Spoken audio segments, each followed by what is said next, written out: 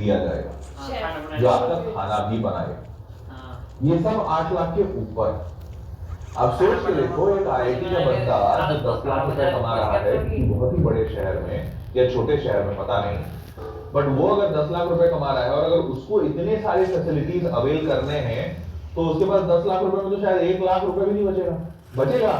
सोचो, एक कार, मतलब पहला तो फूड में जो पैसा लगेगा वो तो लगेगा, एकोमोडेशन रहने का तो पैसा लगता है, अच्छा खासा लगता है, जितना बड़ा शहर उतना ज्यादा पैसा, और उसके बाद कार, अरे भाई कार में तो बहुत ही पैसे लगते हैं, और कार के बाद ड्राइवर, ये तो सोचता ही नहीं लोग, कोई सोचता है ड्राइवर पे 15-20 हजार रुपए ड्राइवर को कम से कम सैलरी दोगे तो कितना दोगे? 15,000 रुपए तो दोगे ना कम से कम। 15,000 रुपए का ड्राइवर भी आपको दिया जाएगा। ये आम इंसान तो सोच ही नहीं सकता उसके बारे में, सोच सकता है? नहीं सोच सकता। और उसके बाद एक हेल्पर, घर में एक नौकर, तो अगर फुल टाइम नौकर तुम रखते हो तो तुम अपने एरिया में पता कर लो, 7-8 हजार 10 हजार से कम तो कोई नहीं लेगा।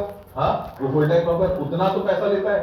और शेफ, ओ भाई शेफ, खाना बनाने के लिए भी इंसान दिया जाएगा, समझ लो यार, मतलब अलग लेवल पे यहाँ पे फैसिलिटीज है, अलग लेवल पे फैसिलिटीज है। आप रुकी नहीं रहे सर, अरे सच में इतना रुकना है, बात नहीं है। सुनो, 8 लाख की सैलरी पैकेज एकदम स्टार्टिंग पैकेज, और इसके बाद जैसे जैसे तुम ऊपर जाओ तो आपका पहला पोस्टिंग क्या होता है करके, यहाँ पे आर्मी में जब रिक्रूट होते हो, आर्मी में, नेवी में, एयरफोर्स में, जहाँ पे भी आप रिक्रूट होते हो तो आपका पहला पोस्टिंग क्या होता है पता है? लेफ्टिनेंट। क्या होता है? लेफ्टिनेंट। और आपको पता है लेफ्टिनेंट, इसका मतलब लेफ्टिनेंट 4-5 पोस्ट ऊपर होता है आर्मी में।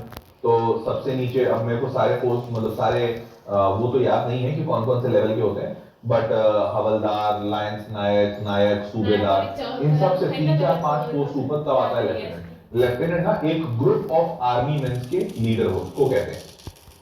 तो समझ लो, आपके नीचे एक अच्छे खासे लोगों का ग्रुप एक दल होगा आपके नीचे, जो आपको रिपोर्ट कर रहा होगा।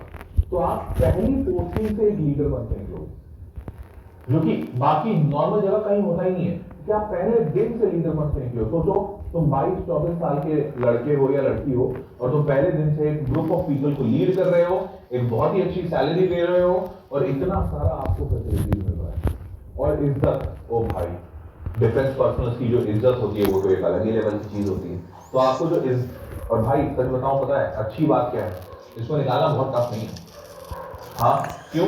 क्योंकि अरे बच्चा कहाँ भागता है? बच्चा तो भागता है आईआईटी के पीछे। क्यों भागता है?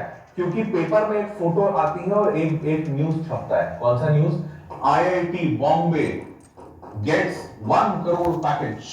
अब बच्चा ने कहा, ओ भाई साहब 1 करोड़, मैं तो 1 करोड़ के पीछे जा रहा हूँ, 1 करोड़ के पीछे। अरे यार 1 करोड़ एक बच्चे को मिला है। सोचो आईआईटी में पढ़ने वाले 1000-2000 बच्चे होंगे। भाई साहब 1 करोड़, मैं तो 1 करोड़ के पीछे जा रहा हूँ, 1 करोड़ के पीछे। अरे यार 1 करोड़ एक बच्चे को मिला है। सोचो आईआईटी में पढ़ने वाले कुछ 1000-2000 बच्चे होंगे, और वो भी 2000 बच्चे जो आईआईटी बॉम्बे में पढ़ रहे हैं, उसके लिए फाइट तो किया था 12 लाख बच्चों ने।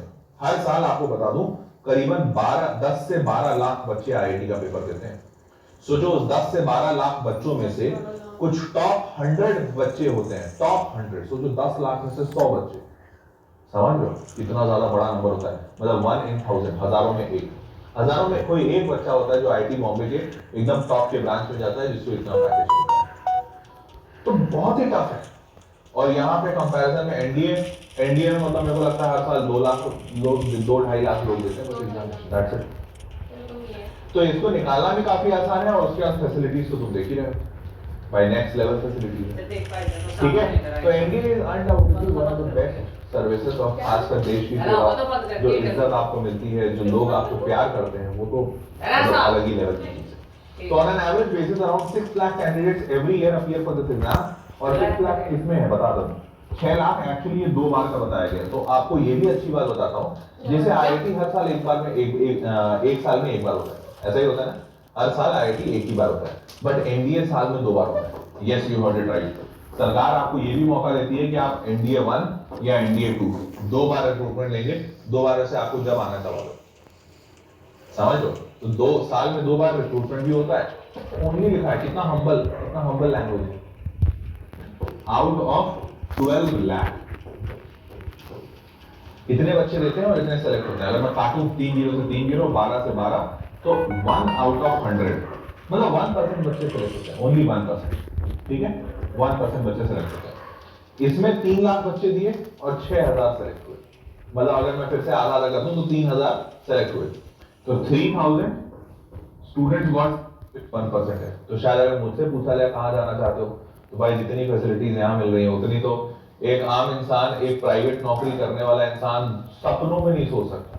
तुमको लग रहा है, तुमको ये फील हो रहा है कि हाँ सर, अगर मेरे को आईआईटी बोला जाए और मेरे को एनडीए बोला जाए तो मैं हर हाल में एनडीए में जाना चाहूंगा, क्योंकि इतने फैसिलिटीज एक प्राइवेट सेक्टर के इंसान को जुड़ाने में कितने कैंडिडेट ईच फॉर देयर, बहुत जरूरी है ये session. Preparation for NDA from class 9 to 10 is more useful and faithful, ठीक है, तो बहुत ज्यादा फायदा होगा। और अगर अभी से प्रिपेयर करते हो बेटा, तुम ऐसे चुटकी में पास करोगे इस एनडीए एग्जामिनेशन को। अगर आपको वैसे देखना भी है तो मैं वेदांतु मैथ नाम का चैनल है, वी मैथ, मजा आएगा। चलिए, सबसे पहला टिप, 9 10 में आपको क्या करना है? तो 9 10 में आपको ये करना है बेटा,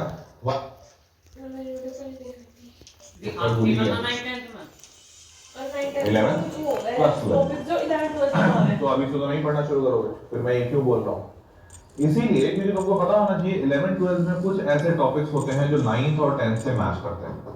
एग्जाम्पल के तौर पे पॉलिनोमियल्स, क्वाड्रेटिक इक्वेशन, उसके बाद अरिथमेटिक प्रोग्रेशन नाम का एक चैप्टर 10th में है जो आप लोग पढ़ेंगे, अरिथमेटिक प्रोग्रेशन भी मैच करता है। तो उसके बाद रियल नंबर्स और नंबर सिस्टम, इससे सवाल आते हैं, ठीक है।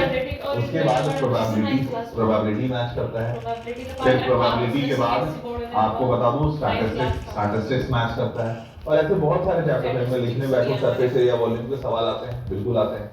तो ऐसे बहुत सारे तुमको टॉपिक्स मिल जाएंगे जो मैच करते हैं 9th 10th के 11th 12th, ठीक है, समझ गए?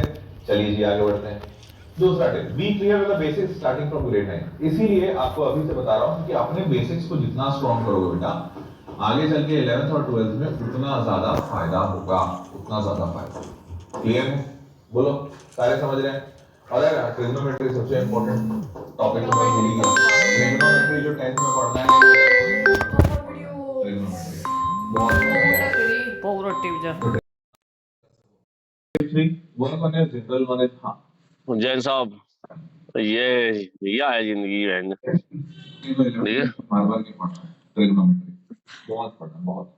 ये करे लाइट तो चढ़ा दो, लाइट क्यों चढ़ा दे दूसरे? टिप 3 जरा लगी पढ़ने रहे जो कुछ जल पढ़ा रोटी दूध जा बना के हम्म, खाता करो फोन